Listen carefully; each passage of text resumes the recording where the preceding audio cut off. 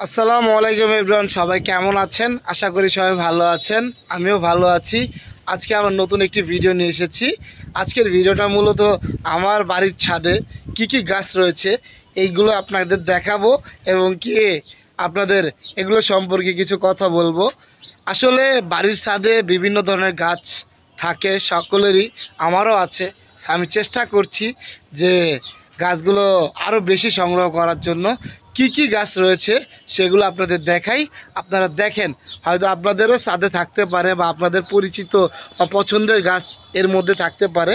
তো আপনাদের আমি দেখাচ্ছি, আপনারা দেখতে থাকেন। প্রথমে আমি দেখাচ্ছি যে বড়ই গাছ। এটা হলো কুল বড়ই। এটাতে সারা বছরই মোটামুটি বড়ই ধরে থাকে। এটা চায়না কুল বড়ই।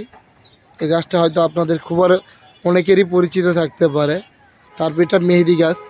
কয়েকদিন আগেই মেহেদি উঠানো হয়েছে, তার জন্য পাতাগুলো খুব কম। তারপরে দেখাচ্ছি আমি তুলসী পাতা, অনেকেই চিনেন, যেগুলো অনেক ঔষধীয় গাছ। এটা এটা অনেকে ঔষধীয় গাছ হিসাবেই ব্যবহার করে। যাদের ঠান্ডা লাগে মূলত তারা কিন্তু এই তুলসী গাছের পাতা পাতা সংগ্রহ করে বিভিন্ন কাজে লাগায়। তুলসী গাছ খুব ঠান্ডা যাদের লাগে তাদের জন্য খুবই উপকারী। তারপরে এখানে আরেকটা বড়ই গাছ আছে, এটা দেশি বড়ই গাছ। তারপরে রয়েছে আম গাছ। এটা চায়না আম, যেটা ফজলি বলি আমরা। ফজলিগুলো এক একটার ওজন প্রায় 1 কেজির মতো হয়ে যায়। হয়তো এখন ফল নাই গাছে, তাই হয়তো ফলটা দেখাতে পারছি না। তারপরে আপনাদের দেখাচ্ছি করম চা। এগুলো কয়েকদিন আগেই ধরেছিল, এখন আবার নতুনভাবে ফুল ধরতেছে। সে সামনে হয়তো আবার পাওয়া যাবে। তারপরে এই যে এটা হলো আপনার পেঁপে গাছ। ছোট কিন্তু এটার খুব শক্তিশালী। তারপরে এই যে আরেকটা তুলসী গাছ রয়েছে। তারপরে এই যে আরেকটা গাছ রয়েছে। আপনারা হয়তো এগুলো অনেকেই চিনেন, আপনাদের বাড়ির ছাদেও রাখেন।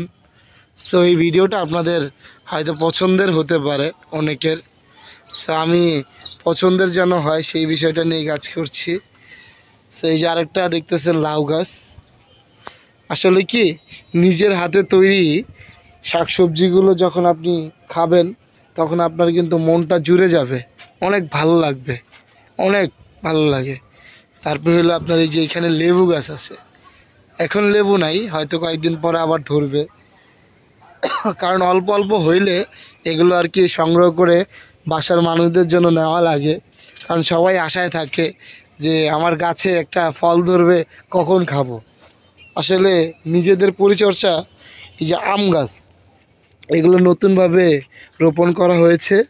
এগুলো আস্তে আস্তে বড় হচ্ছে, আপনারা দেখেন। তারপরে এখানে লাগাচ্ছি এই যে মরিচ গাছ।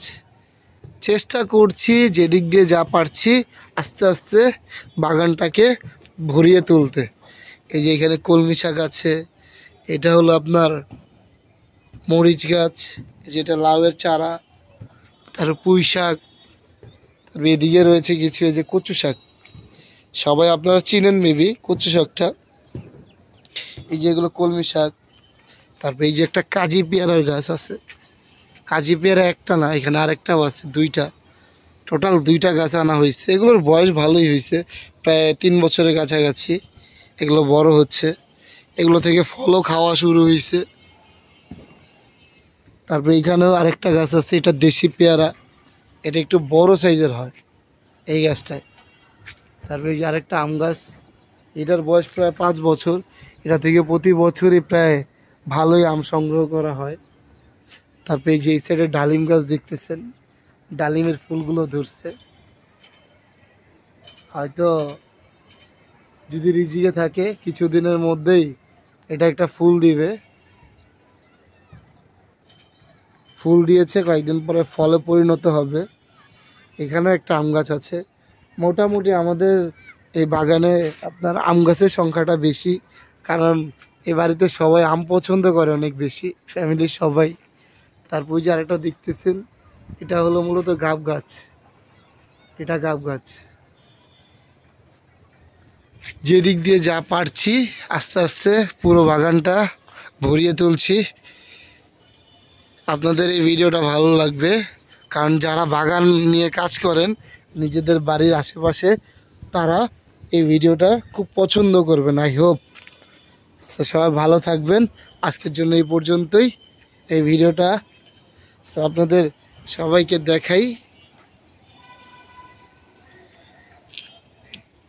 দেখতে থাকেন।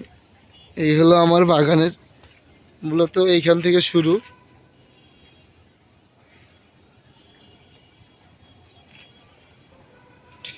মোটামুটি প্রতিটা কোনাকাঞ্চি গাছ দিয়ে ভরা।